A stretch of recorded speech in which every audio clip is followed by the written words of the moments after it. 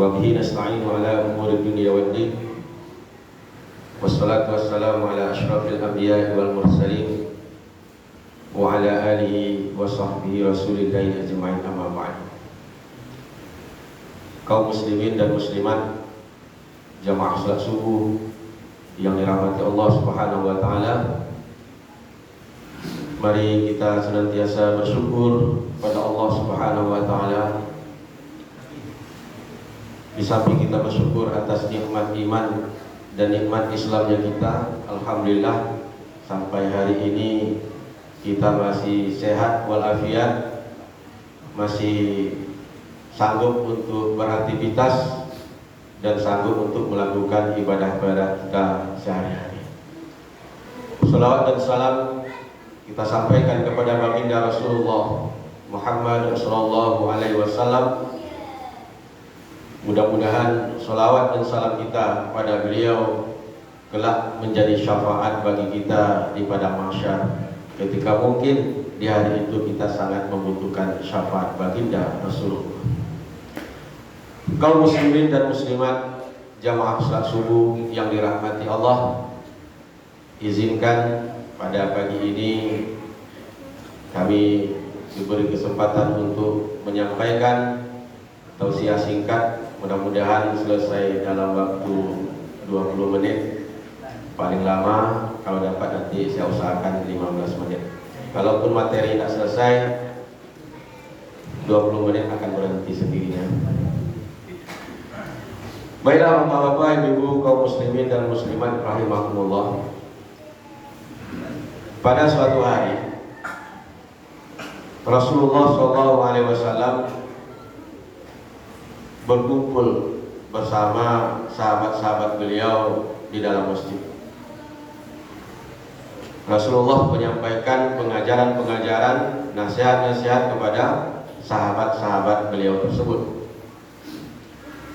Kemudian Rasulullah berkata kepada sahabat-sahabatnya yang kira-kira begini, kata Rasulullah, wahai sahabat-sahabatku, entar lagi akan masuk salah seorang calon penghuni surga. Jadi, entar lagi nih akan masuk salah seorang calon penghuni surga. Nah, sahabat-sahabat yang ada penasaran dan bertanya-tanya di dalam hati mereka, siapa kira-kira yang akan masuk ke dalam masjid yang dikatakan oleh Nabi sebagai calon penghuni surga? Padahal di dalam masjid itu sahabat-sahabat utama sudah ada. Sahabat Abu Bakar ada, sahabat Ali bin Abi Thalib ada bersama Rasul, sahabat Utsman bin Affan ada, sahabat-sahabat utama ada. Lalu kira-kira siapa yang akan masuk ke dalam masjid? Maka tak lama sesudah itu masuklah seorang pemuda. Masuklah seorang pemuda yang perawakan pemuda ini biasa-biasa saja, pakaiannya biasa-biasa saja, menenteng sendal masuk ke dalam masjid. Di dalam hati dan pikiran sahabat-sahabat yang ada bersama Rasulullah, inilah kira-kira orang yang dimaksud Rasul sebagai calon penghuni surga.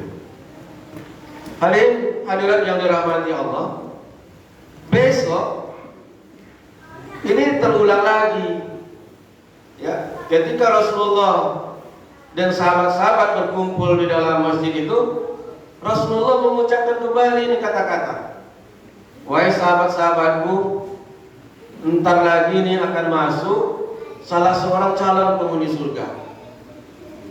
Sahabat-sahabat penasaran lagi, siapa yang akan masuk? Ternyata yang masuk itu pemuda kemarin. Pemuda kemarin juga yang masuk. Perawakannya sederhana, pakaiannya sederhana, orangnya biasa-biasa saja. Berikutnya hari ketiga terulang lagi kata-kata ini. Ketika Rasulullah berkumpul bersama sahabat-sahabat beliau, Rasulullah kembali berkata, entar lagi nih akan masuk salah seorang calon penghuni surga. Ternyata yang masuk pemuda yang kemarin juga. Nah, di antara sahabat-sahabat yang ada tadi, bertanya sahabat Abdullah bin Amr bin As. Sahabat ini penasaran, apa kira-kira amalan pemuda yang disebut Nabi sebagai calon penghuni surga? Apa amalannya? Apa keutamaannya?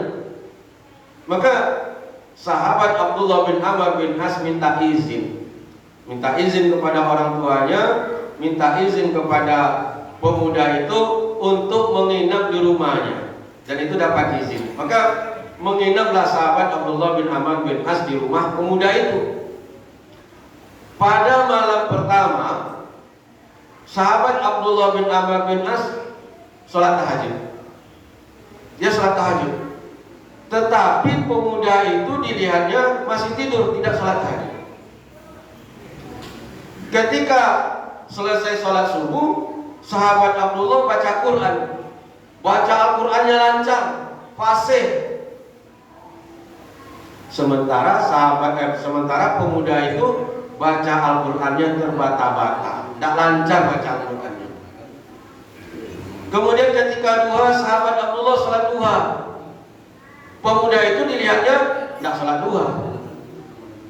Jadi sahabat Abdullah bin Amr bin As semakin penasaran, apa kira-kira nih amalannya. Maka menginap lagi satu malam.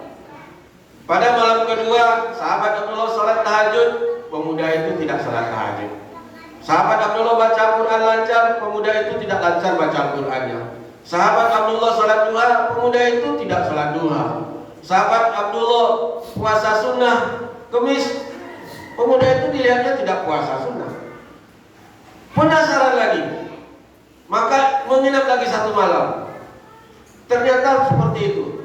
Sholat tahajud dia tidak, baca Quran tidak lancar, duha tidak, puasa Senin Kemis tidak juga. Nah, karena saking penasarannya, sahabat Abdullah kemudian bertanya kepada pemuda itu.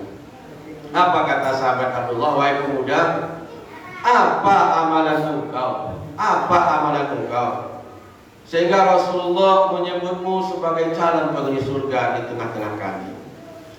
Maka sahabat pemuda itu menjawab, wahai Abdullah, sebagaimana engkau lihat, aku belum sanggup tahajud. Baca Quranku masih terbata-bata. Aku juga belum sanggup duha dan puasa Senin Kemis. Lalu apa amalan engkau? Kata pemuda itu, aku mengamalkan dan berusaha untuk jujur kepada siapapun, dan untuk tidak sakit hati, iri hati atas kebaikan duniawi yang didapatkan oleh orang lain. Inilah amalan yang selalu diusahakannya. Dua ya Bapak Ibu ya. Pertama, dia jujur kepada siapapun. Yang kedua, tidak sakit hati, tidak iri hati atas kebaikan duniawi yang didapatkan oleh orang lain. Tetangganya beli mobil, dia tidak iri hati. Tetangganya ngecat rumah, dia tidak iri hati. Tetangganya pergi ke jalan tol baru, dia tidak sanggup, dia tidak sakit hati dan tidak iri hati. Pokoknya kebaikan-kebaikan yang didapatkan oleh orang lain, di dalam dirinya tidak ada iri atau sakit hati sedikit pun. Dia ikhlas atas apa yang ada pada dirinya, ikhlas atas apa yang diberikan oleh Allah kepadanya. Ternyata dua amal inilah yang kemudian sampai beritanya kepada Rasulullah, dan Rasulullah promosikan kepada sahabat-sahabatnya bahwa pemuda itu adalah salah seorang calon penghuni surga. Dia masih hidup, tapi Nabi menyebutnya, mempromosikannya, ini pemuda adalah calon penghuni surga. Kaum muslimin dan muslimat jamaah salat subuh yang dirahmati Allah. Dari kisah ini kita memahami, pertama, ternyata amal-amal yang kecil itu sangat besar pengaruhnya bagi kita. Amal-amal yang mungkin dianggap orang kecil, amal-amal yang mungkin dianggap orang sepele, remeh, bisa jadi amal-amal yang seperti itulah kemudian yang mengantarkan kita nanti ke surga. Ya, bisa jadi seperti mungkin yang telah disampaikan oleh Ustaz Azhari minggu sebelumnya. Amal-amal kecil itu bisa jadi yang akan menyelamatkan kita. Kenapa?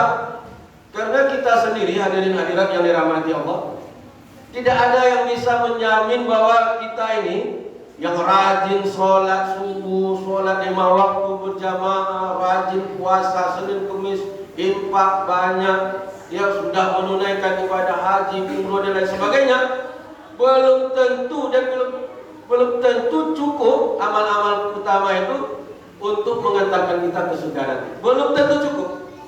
Dan tidak ada seorang pun di antara kita yang bisa menjamin bahwa kita nanti masuk surga. Belum tentu cukup. Dan bisa jadi amal-amal kecil-kecil kita yang ikhlas pada Allah Subhanahu wa taala itulah nanti mungkin yang akan menyempurnakan amal-amal pokok kita ini sehingga Allah menetapkan kita di surga ini. Amin. Kaum muslimin dan muslimat rahimakumullah. Jadi kalau amal-amal pokok ini belum tentu cukup mengantarkan kita ke surga, sholat 5 waktu kita ini belum tentu cukup mengantarkan kita ke surga, lalu bagaimana dengan orang yang tidak sholat? Bagaimana dengan orang yang tidak sholat, yang lalai sholat, yang meninggalkan sholat? Dan ini Allah Subhanahu wa taala telah menyatakan di dalam Al-Qur'an. Nanti penghuni neraka itu ada yang bertanya kepada penghuni neraka. Apa pertanyaannya? Ma salakakum fi saqar? Qalu lam nakum minal musallin. Apa yang menyebabkan kalian masuk ke dalam neraka Saqar ini? Ada neraka apa namanya, Naim? Neraka Saqar. Apa yang menyebabkan kalian masuk ke neraka Saqar ini? Nah, penghuni neraka Saqar menjawab, qalu lam nakum minal musallin. Mereka berkata, kami dahulu di dunia tidak termasuk orang-orang yang sholat. Dulu kami di dunia tidak sholat. Artinya orang yang tidak sholat itu sudah jelas tempatnya berdasarkan ayat ini. Yang meninggalkan utama pokok, ibadah yang paling utama itu neraka Saqar. Nah itu kalau tidak sholat. Nah bagaimana dengan kita yang sholat ini? Hadirin hadirat yang dirahmati Allah, seperti yang kita katakan tadi, kita yang sholat ini belum tentu juga sholat kita ini sudah cukup mengantarkan kita ke surga jika kita tidak ikhlas kepada Allah Subhanahu wa taala. Jika ibadah ini masih bercampur riya, bercampur sum'ah, ingin disebut-sebut orang, ingin macam-macam lah keinginan dunia yang kita inginkan. Dan ini telah disebutkan oleh Allah Subhanahu wa taala di dalam surah Al-Maun. Allah berfirman, "Fawailul lil musallin alladzina hum an salatihim sahun alladzina hum yura'una wa yamna'una ma'un." Apa artinya itu? Beritahu artinya itu. Fawailul lil musallin, maka celakalah bagi orang-orang yang sholat. Orang-orang sholat itu bisa celaka juga. Wail itu juga bisa diartikan neraka wail bagi orang-orang yang sholat. Neraka wail bagi orang yang sholat seperti apa? Nah, bagi orang yang sholat seperti apa? Ada 3 di situ disebutkan. Alladzina hum an sholatihim sahun. Dia sholat, tapi sholatnya lalai. Yang kedua,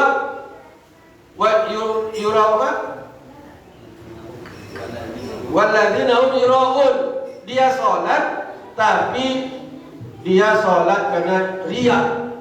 Yang ketiga, wa yamna'unal ma'un. Dia enggan untuk berinfak dan bersedekah. Jadi 3 itu orang sholat tapi sholatnya tidak memberikan manfaat. Sholat tapi akhirnya nanti masuk neraka juga. Nah, siapa? Siapa tadi? Pertama sholat lalai, yang kedua sholatnya riya, yang ketiga enggan mengeluarkan infak dan sedekah. Nah inilah. Jadi orang yang sholat belum tentu, orang yang sholat tidak akan masuk, orang yang tak sholat tidak akan masuk surga.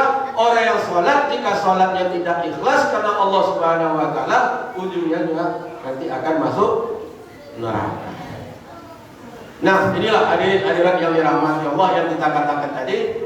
Maka belum tentu amal pokok kita ini cukup, dan bisa jadi nanti kita diselamatkan oleh Allah oleh amal-amal kita yang kecil. Maka jangan kita remehkan amal-amal kita yang kecil. Hadirin hadirat yang dirahmati Allah, ada kisah lain lagi. Ini sesuai dengan tema ini. Anak-anak tahu Uwais Al-Qarni? Tahu? Nah, Uwais Al-Qarni ini belum pernah berjumpa dengan Rasulullah. Hidup semasa Rasulullah, tapi Rasulullah belum pernah berjumpa dengan Uwais belum pernah berjumpa dengan Rasulullah. Belum pernah berjumpa.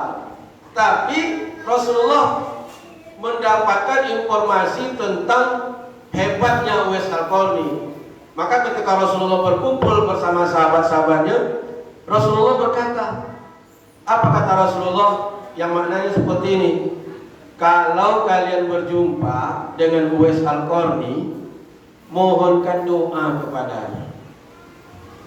Kalau kalian berjumpa dengan Uwais Al-Qarni, mohonkan doa kepadanya. Karena Uwais Al-Qarni itu terkenal di langit. Terbayang sama kalian, terkenal di sisi Allah Subhanahu wa Ta'ala. Maka kalau meminta lewat Uwais Al-Qarni, doanya dikabulkan. Maka kata Rasulullah, kalau kalian berjumpa, minta doa kepada Uwais Al-Qarni itu. Bayangkan ini di Indonesia ini, kalau ada orang di antara kita ini sangat dekat dengan Jokowi, nah, ada yang paling dekat dengan Jokowi, kalau kita minta bantu untuk bangun musola kita ini, Al-Wahda Islamic Center ini, soalnya dapat. Kenapa? Dekat dengan Jokowi.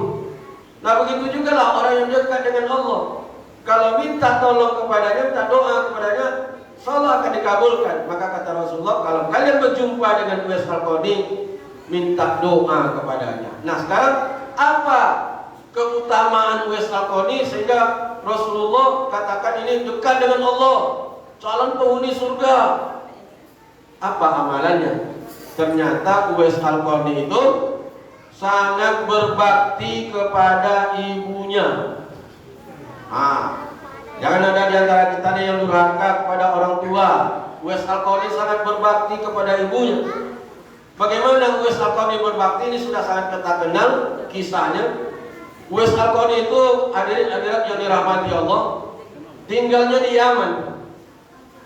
Yaman itu jauh jaraknya dari Mekah. Kalau kita banding-bandingkan, mungkin ada jarak Pekanbaru ke Payakumbuh. Itulah kira-kira jarak Yaman dengan Mekah, Payakumbuh, Pekanbaru. Dan ibunda Uwais Al-Qarni ini ingin sekali untuk menunaikan ibadah haji. Ya, ingin menunaikan ibadah haji. Tapi bagaimana caranya? Kita ini kan orang miskin, orang susah. Untuk menunaikan ibadah haji perlu biaya besar, perlu uang, perlu kendaraan unta, perlu makanan selama perjalanan. Uwais Al-Qarni ketika mendengar keinginan ibunya ini, maka Uwais Al-Qarni berusaha bagaimana cara ibunya ini menunaikan ibadah haji. Apa yang dilakukan oleh Uwais Al-Qarni? Setiap hari Uwais Al-Qarni olahraga fisik, lari, maraton, naik bukit, turun bukit, naik bukit, turun bukit untuk menguatkan badannya. Kadang-kadang dia gendong anak kambing naik bukit, turun bukit. Dan tuh yang agak besar lagi. Orang-orang melihat, wah, udah gila nih Uwais Al-Qarni, menggendong anak domba atau anak kambing naik turun bukit. Ternyata Uwais Al-Qarni punya rencana besar untuk orang tuanya. Maka beberapa bulan sebelum musim haji, Uwais Al-Qarni menggendong ibunya di atas punggungnya. Digendong ibunya itu melewati padang pasir, melewati jarak mulai dari Payakumbuh sampai Pekanbaru, dia gendong ibunya. Bayangkan sama kalian itu. Ya, maka jangan durhaka kita sama orang tua kita. Ya, contoh Uwais Al-Qarni itu gitu. Menggendong ibunya di atas pundaknya, di atas punggungnya untuk rencana supaya ibunya menunaikan ibadah haji. Nah, kehebatan Uwais Al-Qarni inilah kemudian terdengar oleh Rasulullah, dan Rasulullah menyebutnya sebagai calon penghuni surga. Jadi apa amal utama Amal utama wasatoni berbakti kepada orang tua.